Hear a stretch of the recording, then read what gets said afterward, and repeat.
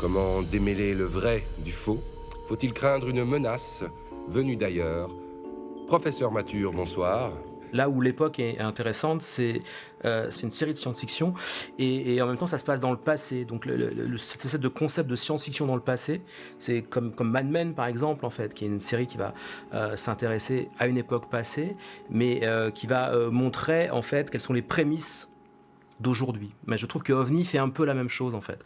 On va aller fouiller dans les 70 pour voir l'émergence de choses. Alors ça va être soit des figures féminines, effectivement, soit ça va être des choses techniques, Le Minitel. des intuitions sur Internet de la part du personnage de Rémi.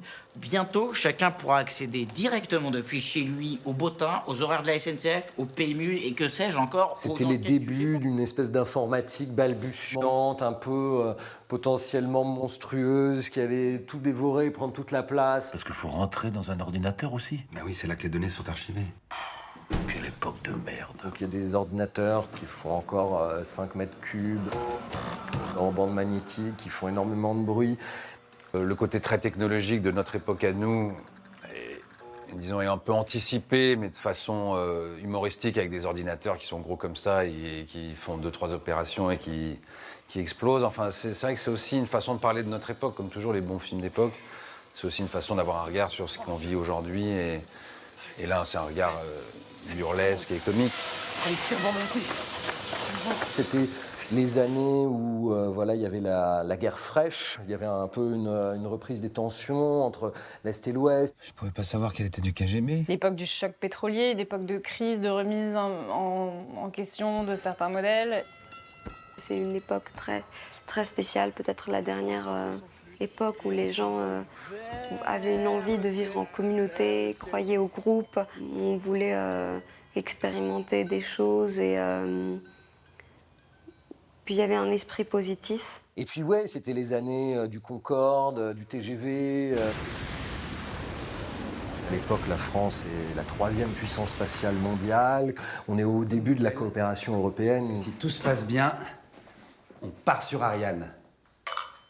L'Agence spatiale européenne à Francfort. Dans les années 70, il y a toute une agitation dans le monde scientifique qui commence un petit peu à se traduire pas dans le grand public, mais un petit peu le public intéressé par ça, qui va lire quelques revues de vulgarisation scientifique. Donc on est effectivement dans une époque où on commence à s'interroger beaucoup. On commençait à parler de ces objets mystérieux que sont les trous noirs. On parlait aussi de l'hypothèse du Big Bang, le voyage interstellaire, ce qui ouvrait un horizon qui faisait rêver. Action!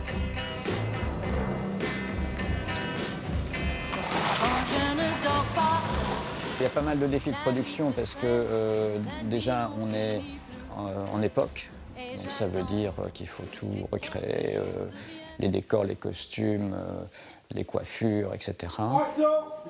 Travailler sur les années 70, c'est se replonger aussi dans les années 70. Je me suis intéressé aux égéries comme Robert Redford, Steve McQueen pour les Américains. Et aussi Mastroianni, Alain Delon pour les Français, pour regarder vraiment leurs lignes, comment ils sont habillés, quelles cravates ils portent, quelles couleurs, quelles sont les couleurs qui vont ensemble. C'est aussi faire attention à ne pas parler du disco, du hippie, des coupes afro, des pelles à tarte, etc. parce que c'est ce qui vient en premier quand on pense aux années 70. Et là, comme on est dans le milieu des ingénieurs en aéronautique, c'est pas ça du tout. Donc notre parti pris, ça a été de couper un peu la ligne de crête du style des années 70, d'essayer d'éviter le orange, d'essayer d'éviter les pattes def, les cols pelles à tarte, voilà. Qu'on en ait un peu, mais que ce soit discret, en fait. Moi, je considérais que c'était une comédie, mais que c'était les situations et les personnages qui portaient l'humour, et que c'était pas les décors, et que c'était pas les costumes. Donc voilà, donc on a essayé d'être assez sobre, qu'on soit bien dans cette époque, mais qu'elle soit pas forcément reconstituée telle qu'elle. Où vous soyez sur Terre, vous ne serez plus jamais perdu. Les couleurs dominantes des années 70, c'est du orange, du jaune, du vert, des motifs. Toutes ces couleurs-là, elles ont servi seulement de tonique dans l'image. Et pour le reste, c'est des costumes assez pastels. Donc les couleurs dominantes sont assez tombées. avec de temps en temps des couleurs plus flash pour que ça attire un peu l'œil. Il y a des associations terribles comme le melon et le menthe, qu'on ne fait plus aujourd'hui parce que c'est horrible. C'est horrible. C'est horrible. C'est un peu le moment du tergal et du synthétique. Et dans les costumes de Didier, il y a un mélange de polyester et de coton qui donne un tombé très très spécial. Il faut que ça soit en fait souple et rigide en même temps. Et ça, on ne trouve pas dans les matières contemporaines. J'écoute. Ah oui, merci de me rappeler. On prend du plaisir à reconnaître certains objets, à revoir des bagnoles, des coupes de vestes, des coupes de cheveux. Il y a tout ce plaisir aussi. Bon, moi, en plus, j'ai connu ces années-là. J'étais petit, mais j'ai quand même connu. Et pour ceux qui ne l'ont pas connu, je pense que ce sera marrant. Par exemple, il y a des vieux téléphones. Je suis sûr que les mômes d'aujourd'hui, ils ne savent plus comment se servir d'un téléphone avec un cadran. En fait, il y a une espèce de rapport charnel aux objets, au son, aux vêtements, qui a un tout petit peu disparu. Et je pense que c'est ce rapport charnel en fait aux choses qui se marie avec le côté feel good de la série. Je suis en voiture, vous m'entendez? C'est Giscard? Allô? Mademoiselle Suzanne, qu'est-ce que c'est que ce téléphone? Il ne marche jamais. Je vous rappelle. Il y a quelques clins d'œil dans la série. Ce qu'on se disait, c'est que c'était bien souvent quand on faisait référence à des personnes de l'époque, de pas forcément aller chercher systématiquement les stars, quoi, celles qui avaient traversé les décennies, mais de parler aussi de ces noms du passé, qu'on a un peu oubliés. Professeur Mathur, je suis ravi de vous rencontrer. Jean-Claude Bourret. Voilà, donc on pouvait se dire, quand on a connu les années 70, ah oui, c'est vrai que, je sais pas quoi, que Les Routiers sont sympas était une émission de cette époque-là. Les routiers sont sympas. Et qui est à la fois connue, pas forcément légendaire, parce que ceux qui ont 25 ans ou 30 ans aujourd'hui ne la connaissent pas, mais pareil dans les musiques, par exemple, si on fait réentendre certains thèmes de cette époque-là, mais des thèmes qui ont un peu disparu, mais qu'on connaît toujours. Auriez-vous quelques minutes pour laisser la musique entrer dans votre vie ?